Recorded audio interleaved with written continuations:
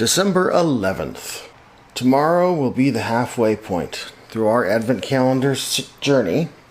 And let's see what we have today. In Friends, we have another mini doll. And there's the instructions. Marvel, day number 11. I had suggested that yesterday's was something to do with the fireplace. I think this definitely is. Today's model for Friends is named Leo. Let's open up Leo's bag and build him. In fact, actually, it looks like we might be that only two figures in this entire set. Autumn and Leo, and I don't know the story there. I'm assuming they're dating or something.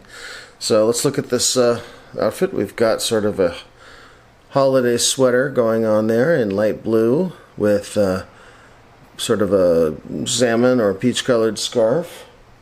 And on the back you can see the detail better on the torso. And of course the legs are blue and the boots are kind of the same color as his skin, which perhaps is a little unfortunate. He's got a somewhat darker skin. Nice to see more racial diversity. We see that more in Friends than you do in regular minifigures. And he's got quite a head of hair and a somewhat effeminate looking style, I think, with this little.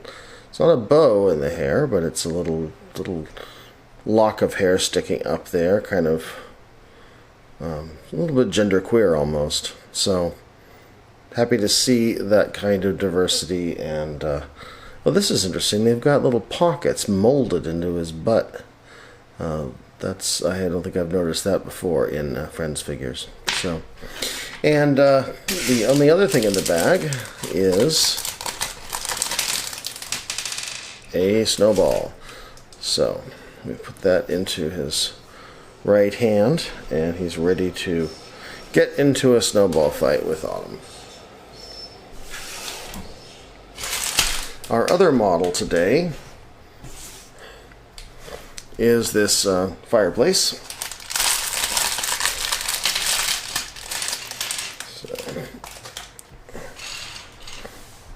And as with the previous so far only one previous model, we have this sort of clip system. So gray bricks, gray 4x4 plate. We've got a clip on the left and a thing to clip to on the right. So what we're seeing in Friends is this system here, where there's a plate with a clip on the right and a 1 by 2 plates thick brick on top, and then on the left you've got this with a sort of a T appendage coming off the side. Whereas in Marvel Cinematic Clip System, on the right hand side you've got this 1 by 2 brick with a clippable thing coming off it, and on the left you've got a 1 by 1 brick with a clip coming off the side. So it's the same kind of clip. Anyway, let's go ahead and build our fireplace. So after putting in these clip pieces, we also put a 1 by 1 brick in between them to fill that in. And we need to put in the actual fire. And the fire is made with this hollow stud 1 by 2 plate with 2 little round hollow stud 1 by 1 plates. And then the flame pieces. Now, do you care which way the flame pieces point? In the picture, you can see that the flames go up to the left and then the point goes off to the right. I always, just with my particular little neurodivergent brain, like to do it the same exact way as the picture. And then it bugs me to no end when Lego's artists doing the box do it a little differently than how it's done in the picture. I think in this case, there's a picture on the box cover, kind of looks the same as this, so I think it is the same. But sometimes I have noticed that the artwork on either the artwork on the cover of the box or At the very end of the instructions, there's a little place where they show the finished product, and they have it kind of posed a certain way. Maybe the artwork there sometimes has like, say, for example, flames pointing a different way, or minifigures posed differently, or whatever. And those kind of differences are a little obnoxious to me. Alright, so building this, you can see here, actually this is all building in 3 parts and then putting them together. I'm not bothering to do that, I'm just building everything in situ. But if I were building this one-handed, I would need to probably do it like this, maybe. And that is one of the reasons why LEGO sometimes does that, is because they want to be accessible to people with disabilities. I'm not sure in this particular instance whether it would make much difference. I'm kind of doing this one-handed anyway. But I think in some cases where people are disabled such that maybe they lack the ability to hold both with both hands at the same time, but they can complete the model if they're able to set it down to build it, then that'll work. I know somebody who's has a disability who uses Lego almost as physical therapy, and she has a rubber mat that holds everything in position while she builds on top of it, so that she only really has the use of one arm. Anyway, here we go with our fireplace all finished. So we've got Mjolnir on a little clip up on the top of the chimney. We'll bring over our friend's build, which is just one minifigure or mini doll for Leo. So there's our builds for today.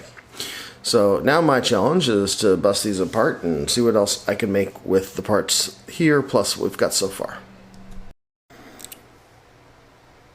Okay, after much trial and error, I have come up with a model based on the parts that we've received from days 1 through 11 of these 2 advent calendars.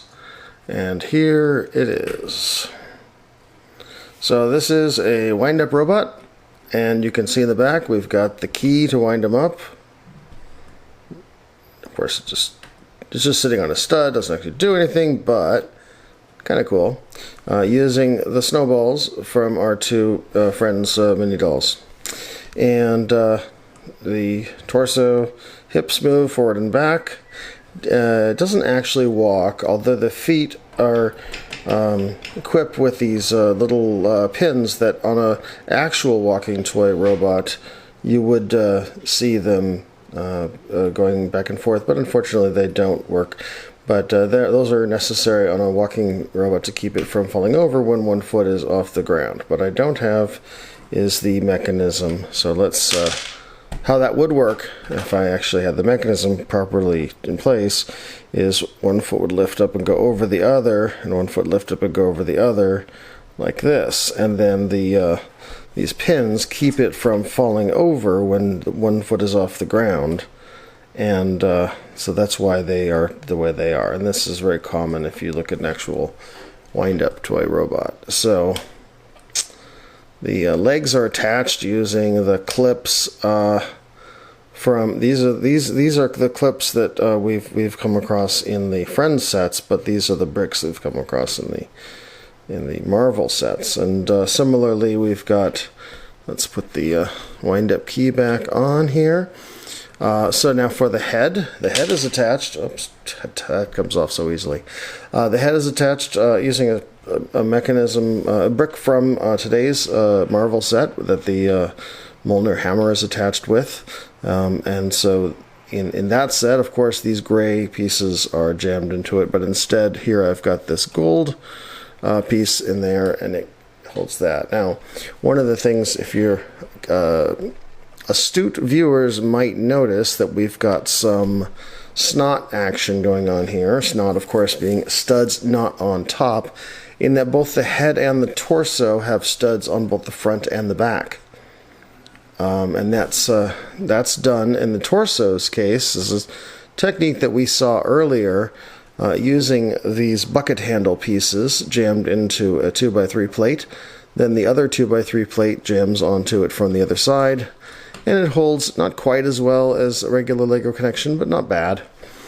In the case of the head is broken into two pieces using the if you look here at what I've got actually the pieces that are used to connect the models together in Friends. You've got this 1x1 plate with a clip and the 1x1 brick with the T-shaped thing, but they are rotated 180 degrees from the normal from each other, so that the studs point in opposite directions, and that is one of the easiest ways to make a stud inversion technique. So now this part is facing the back, and then of course also this part here faces the front. So this section, which has this forward-facing studs, has this round piece that makes sort of like a chubby cheek impression, and then this piece is facing the back. So if we put all these bits back together, we can then reassemble the head.